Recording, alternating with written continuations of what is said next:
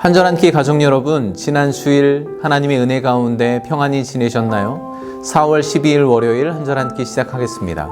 지난 토요일과 주일 살펴보지 못한 본문 잠시 살펴보고 오늘 말씀 묵상 나눔 해보도록 하겠습니다. 하나님께서는 이스라엘 민족을 출애굽시킬 지도자로 모세를 부르십니다. 그러나 모세는 하나님의 부르심, 그 소명에 선뜻 순종하지 못합니다. 가장 큰 이유는 염려와 두려움 때문이죠. 만약에 자기가 지도자로서 이스라엘 백성들 앞에 섰을 때 그들이 자기 말을 듣고 또 믿어줄까 하는 근심과 염려, 두려움이 있었기 때문입니다. 그럴 만도 하죠.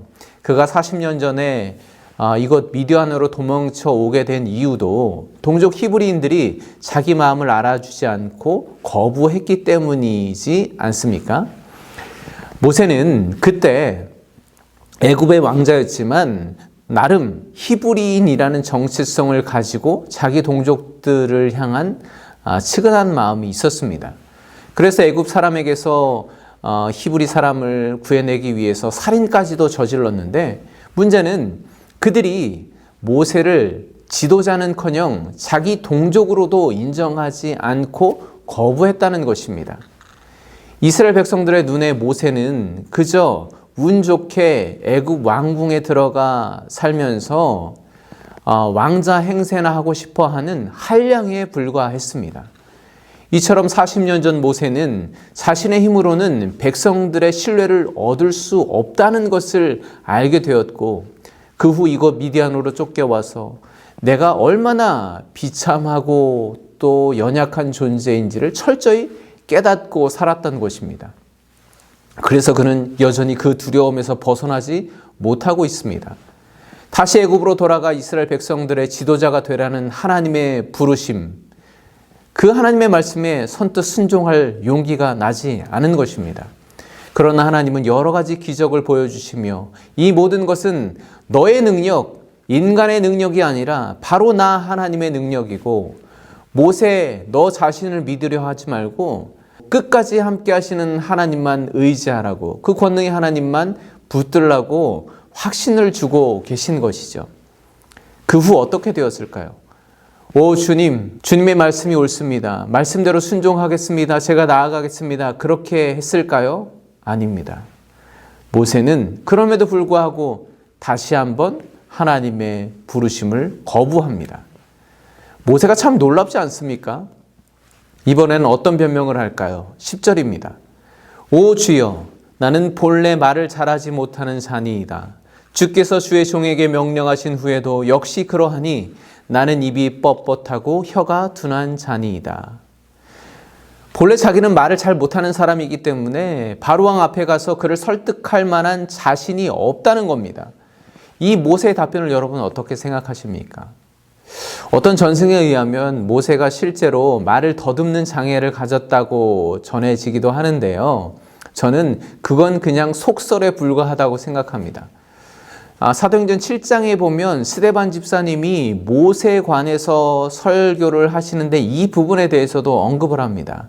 뭐라고 말씀하시냐 보면 모세가 애굽 사람의 모든 지혜를 배워 그의 말과 하는 일들이 능하더라. 좀 다르죠. 그러고 보니 토요일부터 오늘까지 하나님과 대화하는 모세의 모습을 잘 살펴보면 하나님께서 하시는 질문에 한 번도 대답하지 못하거나 자기가 하고 싶은 말을 표현하지 못해서 어려워한 적이 한 번도 없습니다. 오히려 자기가 하고 싶은 말을 따박따박 논리적으로 잘 표현하고 있는 모세를 볼 수가 있죠. 그러니까 자기가 말도 잘 못하고 입도 뻣뻣하고 혀가 둔하다고 하는 것은 그야말로 하나님의 소명을 피해보겠다는 또 하나의 변명에 불과한 것이죠. 하나님은 모세가 있는 광야로 찾아오셔서 가시떨기 불꽃 가운데 임하십니다. 그리고 나는 내 조상의 하나님이다. 스스로 있는 자 여호와다. 그렇게 시시콜콜 당신 자신을 소개하고 모세를 앉혀두고 설득하며 타이르고 확신을 주고 계십니다.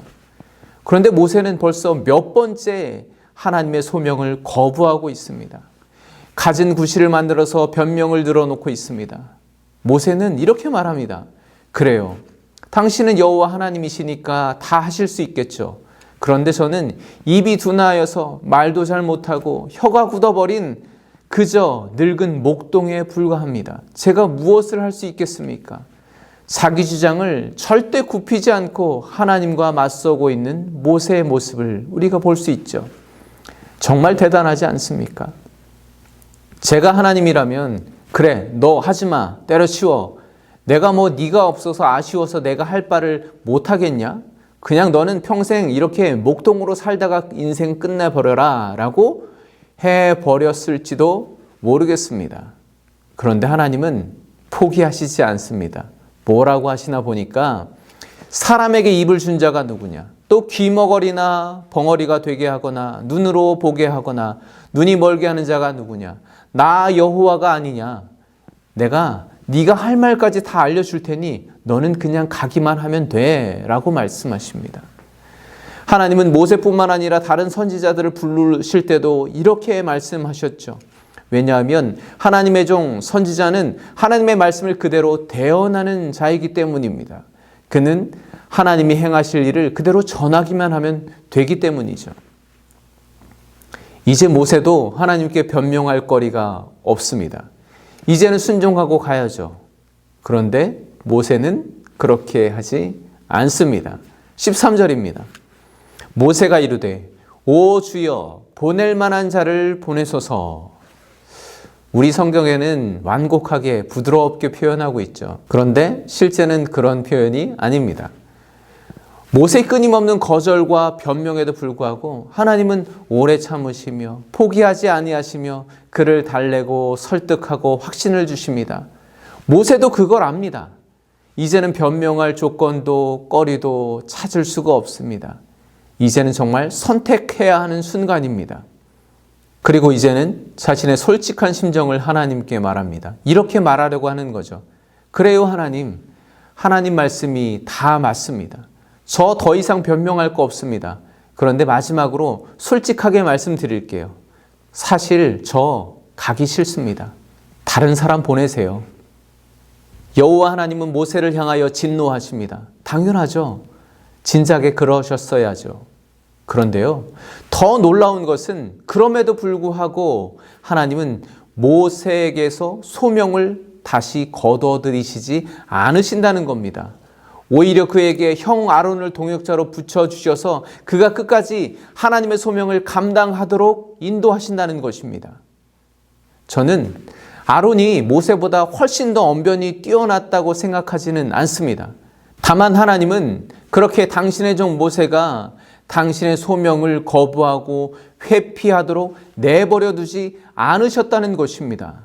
지금껏 그가 소명을 회피하기 위해서 늘어놓았던 모든 변명까지도 하나님은 품어주시는 것이죠. 우리는 분명히 하나님 앞에 겸손해야 합니다. 그러나 착각하면 안 되는 게 있어요.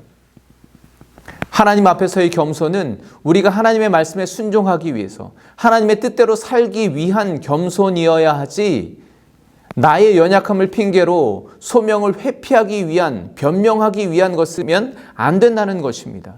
그것은 겸손이 아니라 그저 교만이고 불순종일 뿐입니다.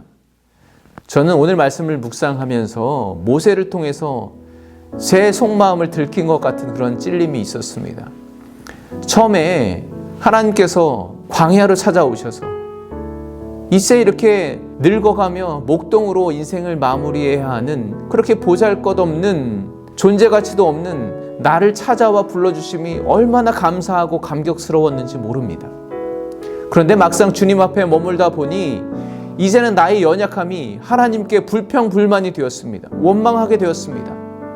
그것을 핑계로 삼아서 주님의 말씀을 회피하고 변명하면서 나에게 감당할 능력도 주시지 않을 거면서 왜 나를 부르시냐고, 왜 나에게 일을 맡기시냐고 그렇게 원망하게 되더라는 것이죠.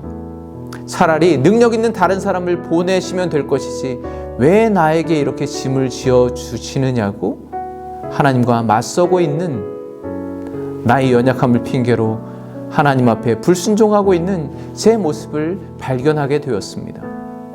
그러나 하나님은 끝까지 포기하시지 않고 모세와 같은 저에게 이렇게 말씀하십니다. 너는 이 지팡이를 손에 잡고 이것으로 이적을 행할지니라. 그렇습니다. 우리 하나님께서는 우리 연약함을 그대로 받아주시고 포기하시지 않고 인내하시며 당신의 소명에 순종할 수 있도록 끝까지 우리를 인도하십니다. 우리를 어떻게든 사용하십니다. 내가 모든 것을 다 계획하고 준비해 줄 테니 너는 그동안 40년 동안 내가 붙들고 있던 그 지팡이만 들고 내 앞에 서기만 하면 된다고 말씀하시는 거죠. 그래, 네가 자신이 없고 연약하고 또 능력도 없지만 너에게 가장 익숙하고 자신이 있던 양을 치던 너의 그 지팡이를 이제는 나의 백성 이스라엘을 인도할 나의 지팡이로 삼겠다고. 그러니 너는 나를 믿고 내 말을 확신하고 나아가라고 그렇게 우리에게 위로하시며 또 힘을 주시며 우리를 끝까지 인도하시는 하나님이시라는 것이죠.